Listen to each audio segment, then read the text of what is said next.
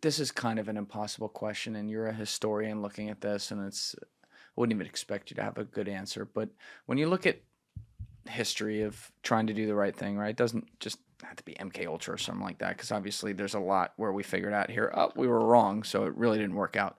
But there's this constant dynamic of people who have access to the worst information and the worst threats in the world and whatever, and they'll rationalize, let's put a blanket term on it, having a few casualties or something like that for the greater good, and this gets really dark when you start thinking about this. But do you ever find yourself, whether it's looking at cases like this or other cases you've examined in the past, or just in general, thinking about if there is, I don't want to say like a good explanation, but if there is a moral way that people in power could determine that, if we got to crack a few eggs to make an omelet here, it's going to be worth it for the whole in the future, meaning, people along the way are going to be lost to the cause. Do you think there's ever scenarios where that doesn't end just completely tragically? Um, it's hard to say. I find it hard to believe, partly because you can only determine whether it was actually worth it after the fact. Right. So it's like you have to go in blind to some degree if you're going to do that. And another thing to take into consideration when you're doing the moral calculus of is this justified or not, it's not just is this justified because we're going to end up, let's say we have to kill 2 people and we save 10 people. Okay. On that very narrow moral calculus, that might seem justified because obviously, maybe all 10 people are going to die if we don't do something or whatever. But at the same time, you have to think you're committing an act. And it's not that act is in isolation. Now there's potential backlash from the fact that you did that. So you've completely undermined your reputation. So even if it is in the greater good morally in the long run, you completely undermine your reputation from doing anything in the future. So it's like that might actually put it in the negative in a moral situation, because it might prevent you from doing something in the future that isn't necessarily immoral, but that people don't trust you because of. This is one of the huge things about MKUltra and a lot of other things the CIA has been involved in. Its reputation is completely shot. Who trusts it? Who's going to trust it? And that's not to say it doesn't do good things, but like, who's going to trust it after knowing that this was possible in the past? That question is always going to be open now, that if you did that, you could be doing something. Now, as a historian, I like to think, well, I don't want to speculate that you could be doing something. Of course, you could be doing something. I want to know what you are doing, but because something in the past, some abuse has taken place, it always opens the door for anyone to distrust you now. And that morally, that might be a worse thing than having to do something bad to get some even greater good, because now you've produced an even greater harm if now you can't protect someone for some reason. So the reputational blow has to be factored into that calculus in some way. It's a great answer. And also, there's the human fallacy of someone else will deal with it in the future. You know what I mean? I'm here right now. This situation at hand. We'll figure this out. Yeah, there'll be blowback. I'm sure we'll figure that out. And you keep doing that again and again and again. And eventually you don't have any reputation at all other than a bad one. And I think that's kind of where the CIA is at this point in a lot of the public domain, because we're always going to pay attention to the bad shit that happens, right? Yeah. It's just how it is. When the CIA stops a terror attack and, from Taylor Swift concert, having something horrible happen to it, it's not like we're like, yay, CIA, but like that's pretty cool. They stop potentially tens of thousands of people dying. I think John F. Kennedy said, he has a quote, something like, talking to the intelligence community, your victories are unsung, your mistakes are heralded, something are published, something like that. So in a certain way, that is right. Maybe there could be great things we don't know of. Yeah, that's great. There also could be some bad stuff we don't know about. That's exactly right. Now, do we have any evidence of programs, not necessarily the same thing, but I don't know, children programs of something like this that could have existed afterwards or even exist today? I don't know about MKUltra in particular. There are. Let me think. I don't know about MKUltra in particular. There were some radiation experiments that dealt with children. I forget where it was, but I don't know if it was connected to MKUltra or was something independent. So there are some kind of experiments. I think it was like the cereal or something was laced with some kind of low form of lowly irradiated, something like that. And I think children were involved in that some way.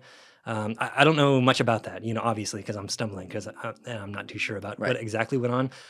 As far as MKUltra, I don't think so. I can't recall off the top of my head. I can't recall. Was there anything in your research that was more shocking than everything else you found that really stood off besides, finding the depositions and realizing that existed? Yeah, that I mentioned the remote control animals. That was pretty shocking to me. That was one of the, Nuts. if going back to my first book, The Dirty Tricks Department, one of the craziest experiments I've ever heard of. I mentioned the bat bombs, but there was another involving foxes, and it was called Operation Fantasia. Have you heard of this before? No. Fantasia? So, okay, the idea is that we're fighting the Japanese and we need a way to defeat the Japanese. In fact, what's a better way than to militarily defeat the Japanese? What if we can get the Japanese to lay down their own arms and just give up? Maybe we can do that. How are we going to do that? Yeah, with foxes somehow. So the idea is that in the Shinto religion, there are these what are called kitsune, like these spirit beings that can be omens, either good omens or bad omens or something, and foxes are one of the main ones. They're like these glowing foxes that apparently represent portents of doom in some cases. Portents of doom. Yeah, like something bad is going to happen in the future. What a line. I like that. Yeah. So there was a guy named Ed Salinger in the OSS who was working with, Stanley Lovell and these other guys I talk about in the book.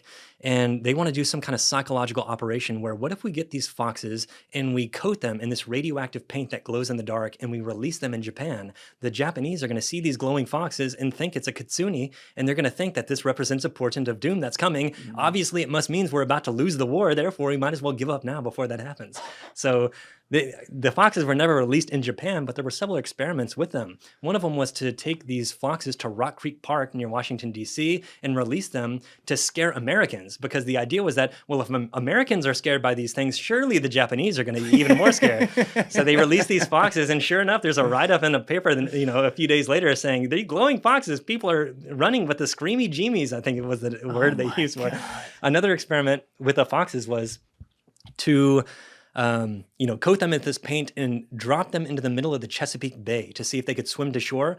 Because how are we going to get these foxes to Japan? We're going to have to throw them overboard. Oh my God. They're going to have to swim to shore and they'll scare people. So we got to see if foxes can swim. Can foxes even swim? We don't know. We have to, figure it out. So they row them out to the middle of the Chesapeake Bay. They throw these foxes overboard. They swim to shore, but the paint had washed off in the water. So they determined that that's probably not going to work. Oh my God. I never heard of that before. Yeah. Operation Fantasia? Fantasia, yeah. And it gets even crazier than that, to be honest. Wow, With how Fantasia, they realized that these foxes aren't going to work, these live foxes. But what if we can create fake foxes? What if we create fox balloons that look like foxes and they float in the sky? We paint them with this paint, they're glowing. And then from those, we can put a human skull where the head goes of the fox and have the fox body, and we could put a speaker inside the mouth of the skull and have it blasting like propaganda. And they're going to think there are these kind of floating foxes glowing in the dark saying this portent of doom stuff is happening. So that was another kind of part of Operation Fantasia. Oh my God. Can't say they're not creative. Yeah, You got to give them that. There's a lot of creativity It's happening something. in these offices where they're coming up with spy shit. It's amazing work though, man. There's a lot of things you brought up today that I enjoy looking at this stuff, but I've never heard of it. That's crazy. But you also, we were talking before, you teach a bunch of classes at UT Austin. I do. And it's very interesting, like your road to even get into researching this, because you were telling me your background was like researching like the history of science. That's it. Yeah, the history of science. How'd you get into that? Yeah, I've always loved the history of science. I didn't even know it was a field growing up. I always liked. I didn't either. Actually, I never liked reading growing up. I didn't like to. Now, ironic, I'm writing books now, but I hated reading growing up. It was so boring, whatever. But I think it's because my teachers always wanted us to read fiction books. They would assign, fiction, whatever. But I didn't like fiction as much. I didn't realize it until later. But whenever I would be given like a science book, now that's something I could read. That was interesting. So it's not that I didn't like reading. I realized it's that I like reading nonfiction. I like reading books about the history of science. So I would always read biographies of certain scientists. And then when I was in college, I realized that the history of science was a field, because there was a professor, Anthony Stranges, at Texas A&M where I did my undergrad, and he taught courses on the history of science.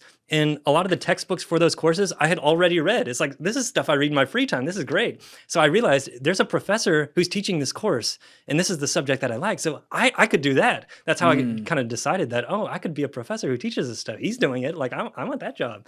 So that's how I got into the history of science. And that's what I specialized in my PhD at UT. There's a